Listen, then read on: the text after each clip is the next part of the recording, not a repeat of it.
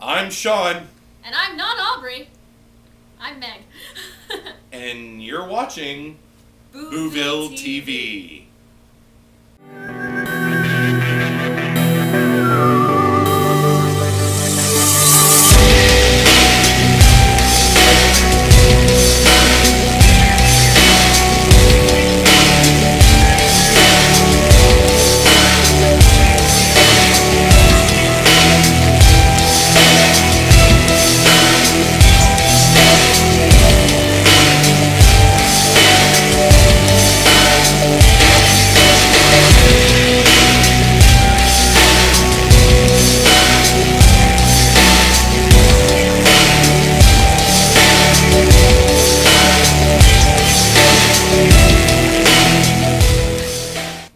Welcome back to BooVille TV. I am Sean, and as you saw, this is not Aubrey. This is Megan, one of our wonderful crypt kittens that seems to find her way back here quite often.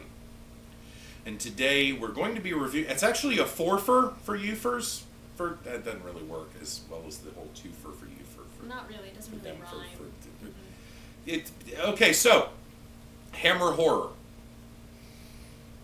I am a huge fan of everything that Hammer did, including some of the obscure things like the witches and this, that, and the other. Christopher Lee, as you all know, and thank God Aubrey's not here because she will debate me until the bats come home. Christopher Lee is, in my opinion, the absolute best Dracula ever of all time, period. Not simply because the late great Sir Christopher Lee was an amazing actor, that's part of it, but he was old sexy. Like, Bela was... Bela, you know what I'm saying? Like, Yeah. Bela was handsome, very handsome in the 30s. You know, that was way back in the 30s. But Christopher Lee had that, this is an older guy, but He's kind of hot. Yeah. Yeah. So, the wonderful... Actually, let me have a sip of this. The DVD that we're actually reviewing has four, count them, 1, 2, 3, 4. 4 Christopher Lee Dracula flicks, the wonderful films that Hammer put out. The first one is The Horror of Dracula. The second one is Taste the Blood of Dracula, which I love because it involves the Hellfire Club, which there's a whole hellfire. I'm not in a secret society. I don't belong to any member of a secret society that has a Facebook page. Definitely not Facebook page. No. We are not members of the Calfire. Calfire? Calfire. The Calford Hellfire Club, which has a Facebook page, but we're not members. We're not members of it. Nope. And we don't know anything about that Hellfire. Nothing. Hellfire. The third one is Dracula Has Risen from the Grave, which I think is my least favorite of the whole Christopher Lee Hammer franchise. But the fourth film that we will be reviewing in this is Dracula A.D. 1972, which is my absolute favorite of all of the Hammer films. We have 2 of them. Okay. Dracula A.D. 1972 is set in the modern era, i.e. 1972 London, and to be specific, 1972 Chelsea. It is as full of hip, mod expressions and phrases and clothing. Austin Powers has nothing on this film, and this film was filmed straight. This reflects the time of the 70s, the early 70s in London, where we were still dealing with, you know, the hippie culture, the counterculture. The Brits, at this point, were just so far beyond where we were that it was amazing. This is one of the first films that I ever saw on the late night creature feature show locally here in Jacksonville back in 1980. And I fell in love with it. And it wasn't just the cheesy language at the time in the 80s. It wasn't the outlandish clothing. It was just, it was packaged perfectly. We'll get into the plot line a little bit, but Megan, you're I know you've seen this one. Yeah. So, and a young person who's seen this one. Yeah. This was my first Christopher Lee Dracula film. And I loved it as well, not only because of the 1972 Mod Squad type feel of it, and because Christopher Lee was Dracula and he was really hot, but He's hot. also because they actually did some really obscure vampire deaths. Yes. That are, like, they're traditional vampire deaths. Yeah, You don't see death by running water. No, and I do want to touch on this. Like I said, we'll get into the plot line, but this is one of the... What other vampire film that you can think of has death by running water? I can't think of any. None. Do. Dracula A.D. 1972 has a wonderful scene where the great-grandson of Dr. Von Helsing, the other Von Helsing, meets Johnny Alucard in his apartment. Takes a crucifix-wrapped Bible, throws it into his coffin. Of course, now he can't go to sleep. It's daytime. Chases him through the apartment, into the bathroom. There happens to be a skylight. He falls into the shower, hits the shower nozzle. The water starts running. You see him writhing in agony. And as he's moving, he pulls the shower, the skylight open. So it's a cross between death by running water and sunlight. Where have you seen that before? You haven't. And if you've never seen this film, you need to find it or purchase it either on Amazon. You can probably find it on PrimeWire or any of the other downloading websites. Not that we would ever condone video piracy. No, of course not. But if you happen to find it online and can download it, by all means do. Carolyn Monroe is also in this movie. Carolyn Monroe, as you know from Hammer horror fame, is the hot Gothic chick from the 60s and 70s, before there was such a thing. The movie basically starts with a flashback to the 1800s, and one of my favorite vampiric death scenes ever, besides the running water. Lawrence Von Helsing and the demon vampire,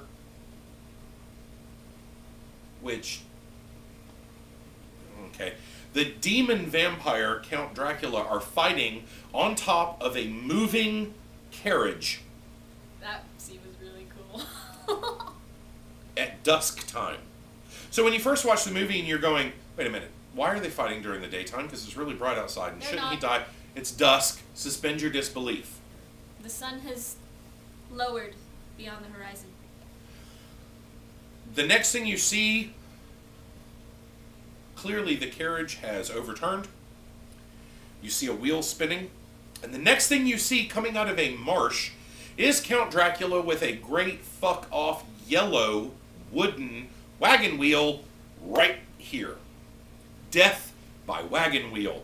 You've never seen that in any other vampire film before or since. Yellow wagon wheel stake through the heart. Lawrence Von Helsing, who is clearly on the verge of death, plunges the stake deeper into Dracula's heart. He dies and turns to ash and is left with this ring. His minion, ghoul, whatever you want, servant, takes the ring, scoops up some of his ashes during a Anglican funeral scene of Von Helsing. Then it fast forwards, there's some really groovy credits, and then it opens with a party in the 70s that was crashed by Johnny Alucard and his gang of mods. There's dancing on the tables, there's making out under the tables. There's debauchery. Yes, they refer to the police as the Fuzz. So 70s. Great mod slang. Anyway, we don't want to give too much of it, but the basic moving along, Johnny Alucard decides to bring Count Dracula back. They're sitting at the local coffee bar, and Johnny Alucard gives them this great idea of doing something for kicks that is, way beyond anything they've done. And let's hold a black mass. Johnny Alucard holds a black mass in a desanctified church, which just so happens to be the church that Lawrence von Helsing is buried in, and the wooden piece of the wagon wheel stake with the rest of Dracula's ashes are just outside of the consecrated ground. Yep. There's a wonderful scene. There's swaying about. There's some really great satanic music going on. There's some half-naked women. There's some great half-naked women, Carolyn Monroe. And the Black Mass is successful. Yay. Dracula is brought back from the grave for the 9 millionth time. Not like the Dracula's Risen from the Grave, which actually stars, sidebar here, Megan and I are Whovians. Mm-hmm. We are, and when I say Whovians, I mean Old real school. Whovians. Yes, she does enjoy some of the newer stuff, but we're both classic series. And for those of you that are Whovians and you watch Dracula's Risen from the Grave, I think it might have been Horror of Dracula, so don't quote me on that. At the beginning of it, you're going, that guy looks really, really familiar. Where have I seen him? It's Patrick Troughton. And Patrick Troughton, the second Doctor... Yeah, you haven't seen that one. No, I haven't! Yeah, Patrick Troughton is actually like the Igor humped back, Oh my goodness. warded-faced minion of Dracula. It's the second Doctor. It's the second Doctor. Oh, crumbs! It's the crazy space hobo. When I say run, Dracula, run! So... little sidebar, because like I said, we all nerdy stuff here on BooVille TV. Anyway, we're not going to give... A lot of people die. Lots of them. There's some great carnage that happens. There's some wonderful 70s blood that looks like Yes, red water. the blood that looks like, red water or grapes. Like grape juice. Yeah, like if you took grape juice or if you took Heinz ketchup and watered it down severely and then added a little bit of cornstarch purple. or purple, maybe. yeah, Yeah. you'd get the blood, which, great stuff. Jessica von Helsing, Lorimer von Helsing's granddaughter, is the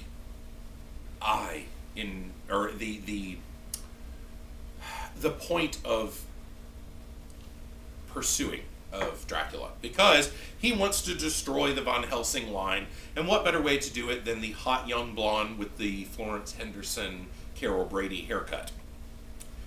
A lot of things happen, and the final confrontation between Von Helsing and Dracula is amazing. It happens in the churchyard. He sets up all of these weird traps. Who knew that Professor Von Helsing was also MacGyver. Was MacGyver. From the time that he gets to the cavern, which is the name of the coffee bar, and the church, to the time the sun goes down is probably about an hour and a half. But he's got like 4 traps up. But he's got 4 traps. He manages to dig like an 8-foot deep trench with stakes. Like all up in there. And holly and holy water, and it's an amazing movie. He built Dracula's pit of death in like an hour. So. Yeah, it was odd. For me, this is one of my right up there with Blackula, which we did the review of not so long ago. Blackula! Yeah, yes! You weren't here for that Oh one. my goodness. I just like the theme song.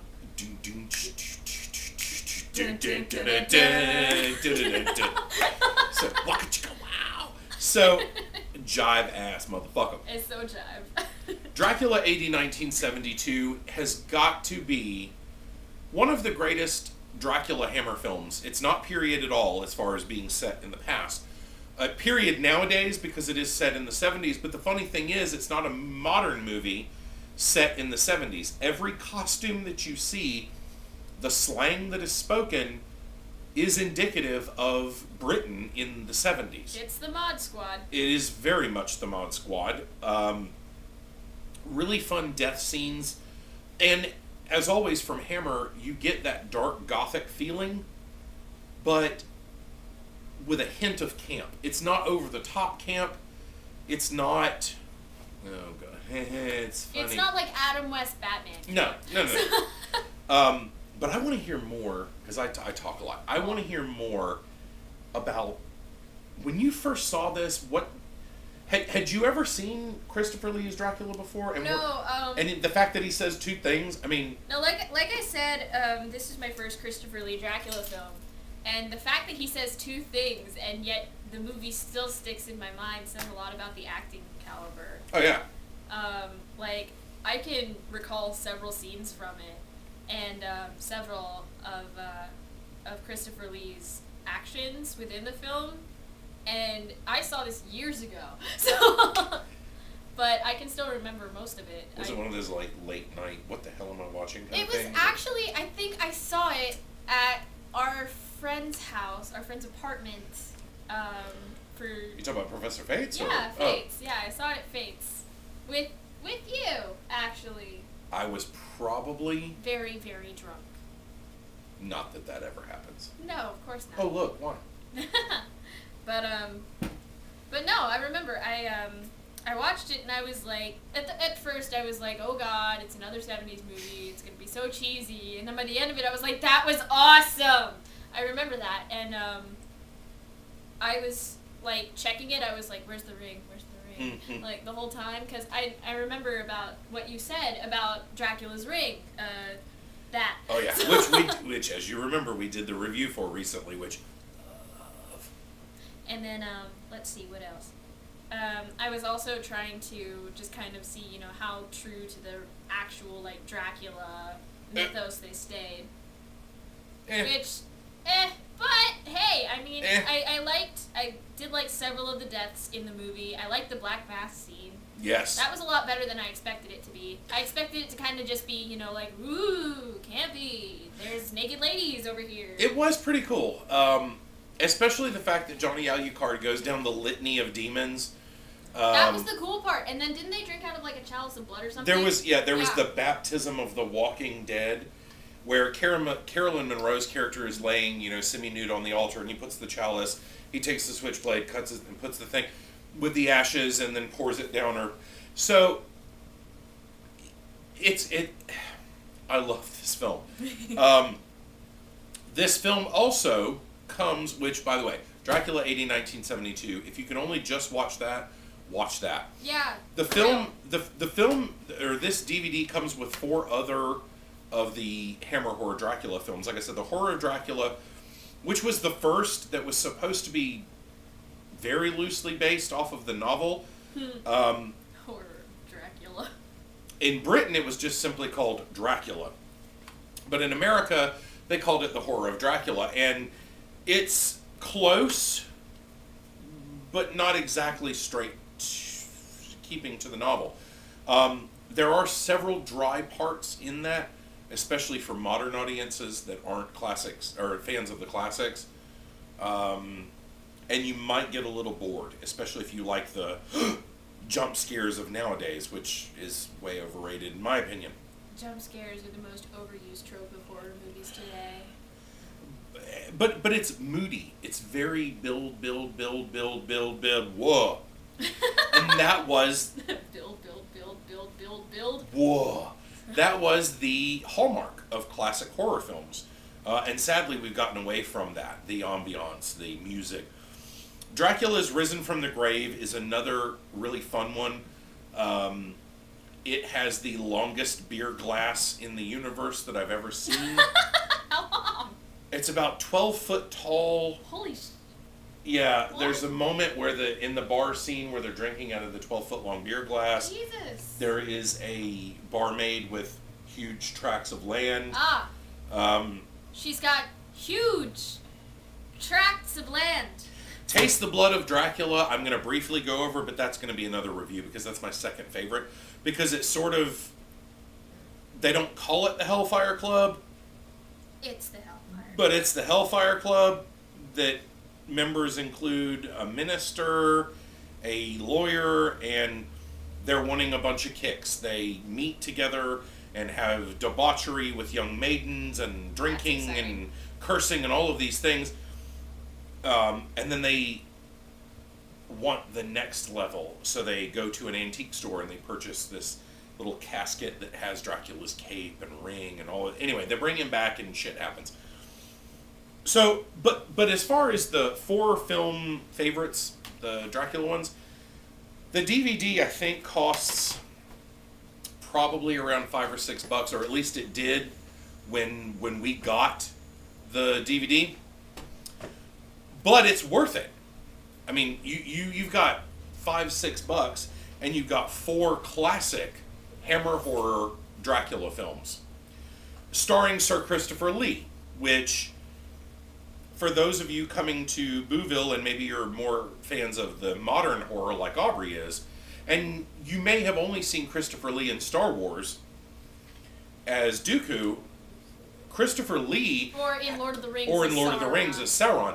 Saruman. Sorry, I'm not a Lord of the Rings fan. Oh my goodness. Because it's walking, talking. Well, 6 hours look, later, talking. Just remember, Sauron is a giant demonic eye thing on a tower, and Saruman has a big ass beard like Gandalf. Like a Moses fuck off beard? Or? Well, more like, like Dumbledore from the first Harry Potter movie. Gotcha. Not a fan. But of Christopher Lee, yes. The acting of Sir Christopher Lee is not just this, but Alfred Hitchcock Hour when he did The Sign of Satan. There were so many things that Sir Christopher Lee did. As a matter of fact, Aubrey and I the other night in the crypt watched something that I had never seen before, and Sir Christopher Lee was in it. And you had to stop for a second and go, holy shit, that's young Christopher Lee. Sir Christopher Lee was in an episode of The Avengers, the original series with the late Patrick McNee as John Steed and Emma Peel. Patrick McNee played a part, or Christopher Lee played a part in that. And as you all know, we've just recently lost him. This seems to be a really shitty year for great actors and heroes of my history dying. You're getting old. I know, I don't like it.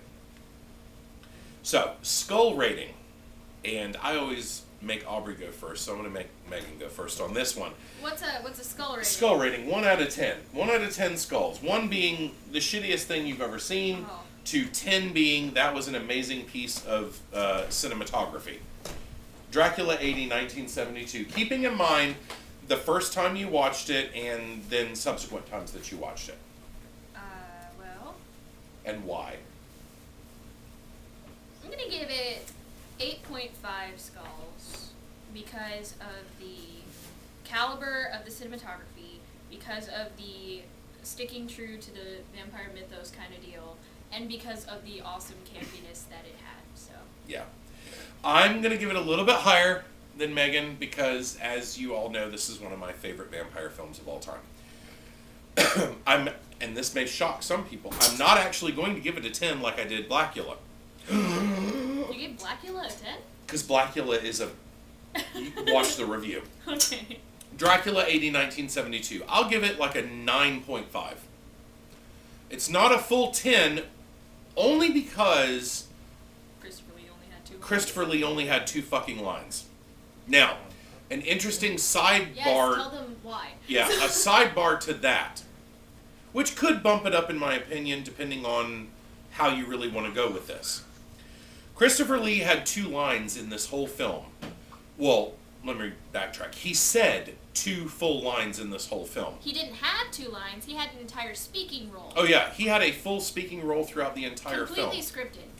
However, Sir Christopher Lee, when reviewing the lines, thought that it was utter and total shit, and told the director, I will not be saying those lines.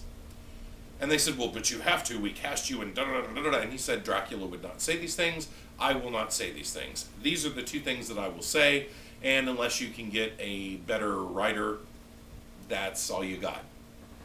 So, on one hand, I could give it a 10 because of the tenacity of Sir Christopher Lee, which, in the modern era, if you, even some of the diva actors that we have out there, if they tried that, they would say, okay, well, fine, we'll just recast.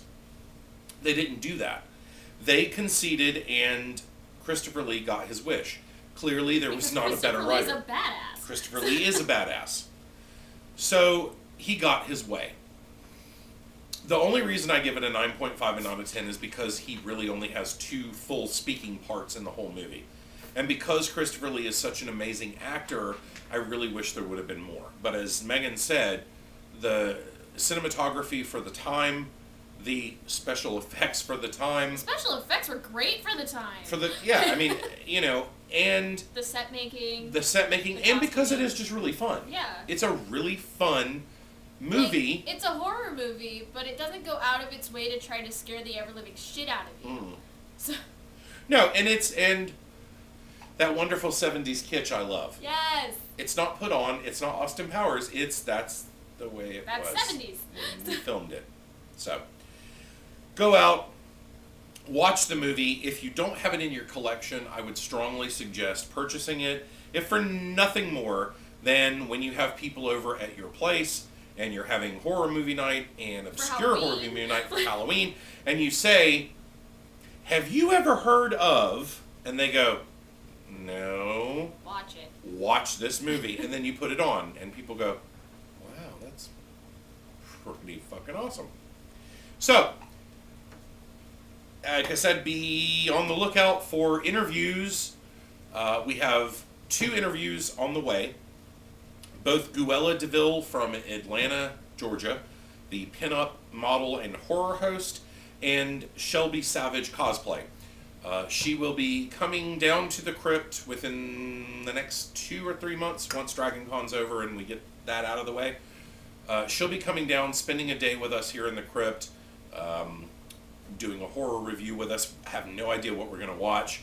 At some point, we also need to interview this one because Megan is a accomplished musician, and for those of you who don't know, not only has performed with The Cog is Dead, for those of you that are into the steampunk side of things, but several other interesting performances that she will talk about at length. And one of the main squeezes at Dragon Con of Voltaire.